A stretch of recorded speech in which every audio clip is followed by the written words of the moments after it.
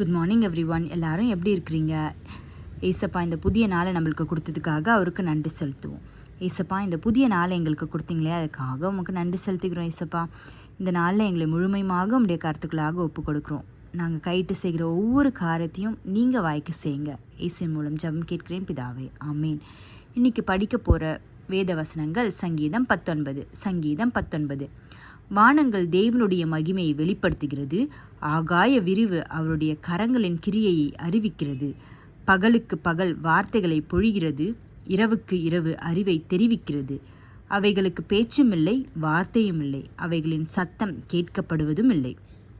ஆகிலும் அவைகளின் சத்தம் பூமி எங்கும், அவைகளின் வசனங்கள் பூச்சக்கரத்து கடைசி வரைக்கும் செல்கிறது. அவைகளில் சூரியனுக்கு ஒரு கூடாரத்தை ஸ்தாபித்தார். அது தன் மனவரையிலிருந்து புறப்படுகிற மணவாளனைப் போலிருந்து பராக்கிரமசாலியைப் போல் தன் பாதையில் ஓட மகிழ்ச்சியாயிருக்கிறது. அது வானங்களின் ஒரு முனையிலிருந்து புறப்பட்டு அவைகளின் மறுமுனை வரைக்கும் சுற்றியோடுகிறது.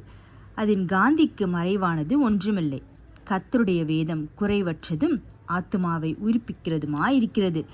கர்த்தருடைய சாட்சி சத்தியமும் பேதையை ஞானியாக்குகிறதுமாயிருக்கிறது. கர்த்தருடைய நியாயங்கள் செம்மையும் இருதயத்தை சந்தோஷிப்பிக்கிறதுமாயிருக்கிறது. கர்த்தருடைய கற்பனை தூய்மையும் கண்களை தெளிவிக்கிறதுமாயிருக்கிறது. கர்த்தருக்கு பயப்படுகிற பயம் சுத்தமும் என்றைக்கும் நிலைக்கிறதுமாயிருக்கிறது. கர்த்தருடைய நியாயங்கள் உண்மையும் அவைகள் அனைத்தும் நீதியுமாயிருக்கிறது. அவைகள் பொன்னிலும் மிகுந்த பசும் பொன்னிலும் விரும்பப்படத்தக்கதும் தேனிலும் தேன் கூட்டிலிருந்து ஒழுகும் தெளித்தேனிலும் மதுரமுள்ளதுமாயிருக்கிறது. அன்றியும் அவைகளால் உமது அடியேன் எச்சரிக்கப்படுகிறேன். அவைகளை கை கொள்ளுகிறதினால் மிகுந்த பலனுண்டு.